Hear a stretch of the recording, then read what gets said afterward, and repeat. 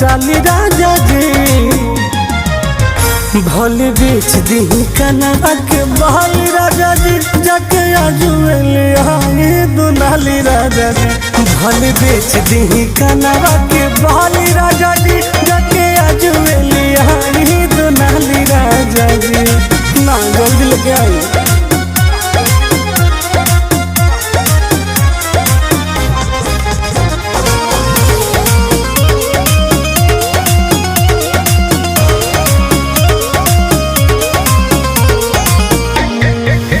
Area में गर्दा उड़ाई देबो एक बेर जे राइफल उठाई लेबो।